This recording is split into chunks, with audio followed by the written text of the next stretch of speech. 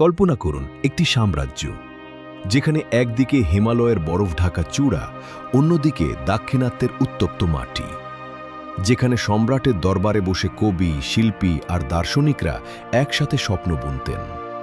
এটি কোনো গল্প নয়, এটি সত্যিকারের ইতিহাস, এটি মুঘল সাম্রাজ্যের কথা।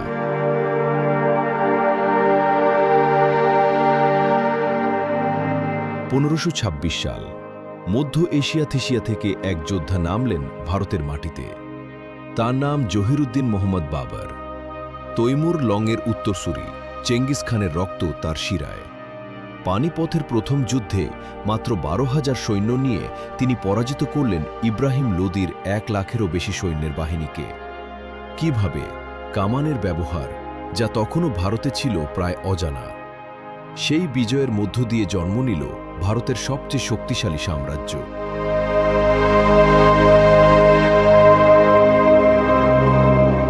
বাবরের মৃত্যুর পর সিংহাসনে এলেন পুত্র হুমায়ুন, কিন্তু ভাগ্য ছিল তার বিরুদ্ধে।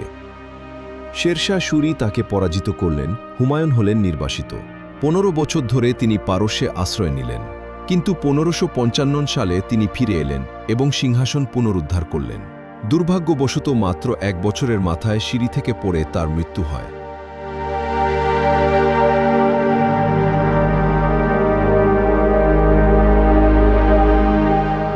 তবে তিনি রেখে গেলেন এক অসাধারণ উত্তরাধিকার, তার পুত্র আকবর। মাত্র 13 বছর বয়সে সম্রাট হলেন আকবর। অনেকে ভেবেছিল এই বালক সম্রাট বেশি দিন টিকবেন না, কিন্তু আকবর প্রমাণ করলেন তিনি শুধু যোদ্ধা নন, তিনি একজন দূরদর্শী শাসক। আকবর করলেন যা আগে কেউ করেননি। হিন্দু রাজপুত রাজকন্যাকে বিয়ে করলেন, হিন্দুদের উচ্চপদে নিয়োগ দিলেন। দ্বীন-ই ইলাহি নামে এক নতুন ধর্মীয় দর্শন তৈরি করলেন, যেখানে সব ধর্মের সারকথাকে একত্রিত করার চেষ্টা ছিল।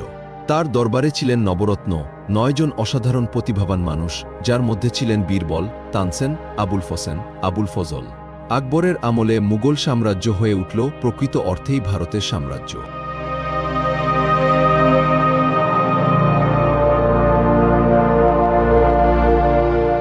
জাহাঙ্গীরের পর এলেন শাহজাহান। তিনি ছিলেন শিল্পের সর্বোচ্চ পৃষ্ঠপোষক। তার প্রিয় স্ত্রী মমতাজ মহলের মৃত্যুতে শোকাহত শাহজাহান 22 বছর ধরে 20,000 শ্রমিক দিয়ে তৈরি করলেন তাজমহল। সাদা মার্বেলের এই স্থাপত্য আজও পৃথিবীর অন্যতম সেরা নিদর্শন। লাল কেল্লা, জামা মসজিদ, এগুলোও তারই অবদান। কিন্তু জীবনের শেষে নিজের পুত্র আওরঙ্গজেবের হাতে তিনি হলেন বন্দী। আগ্রার কেল্লা থেকে শুধু তাজমহল দেখতেন আর কাঁদতেন। আওরঙ্গজেব ছিলেন শেষ শক্তিশালী মুঘল সম্রাট। তিনি সাম্রাজ্যের সীমানা সর্বোচ্চ পর্যায়ে নিয়ে গেলেন, কিন্তু তার কঠোর ধর্মীয় নীতি সৃষ্টি করল বিভেদ। হিন্দু মন্দির ভাঙা, জিজিয়া কর পুনরায় চালু, এই সিদ্ধান্তগুলো জাগিয়ে তুলল প্রতিরোধ।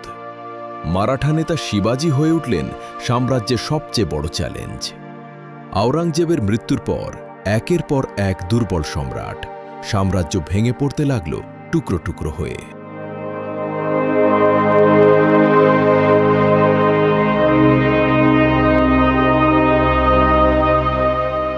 এই সুযোগে এগিয়ে এলো ব্রিটিশ ইস্ট ইন্ডিয়া কোম্পানি।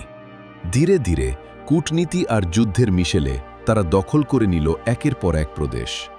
1857 সালের সিপাহী বিদ্রোহ ছিল শেষ প্রতিরোধ। সেই বিদ্রোহ ব্যর্থ হলে শেষ মুঘল সম্রাট বাহাদুর শাহ জাফরকে নির্বাসিত করা হল বার্মার রেঙ্গুনে। সেখানে এই 1862 সালে শেষ নিঃশ্বাস ফেললেন তিনি। 331 বছরের মুঘল অধ্যায়ের পরিসমাপ্তি ঘটল। মুঘল সাম্রাজ্য শুধু একটি রাজবংশের উত্থান পতনের গল্প নয়, এটি একটি সভ্যতার গল্প, যে সভ্যতা আমাদের ভাষায়, আমাদের রান্নায়, আমাদের স্থাপত্যে, আমাদের সংস্কৃতিতে আজও বেঁচে আছে। মুঘলরা চলে গেছে, কিন্তু তাদের উত্তরাধিকার চিরকাল থাকবে।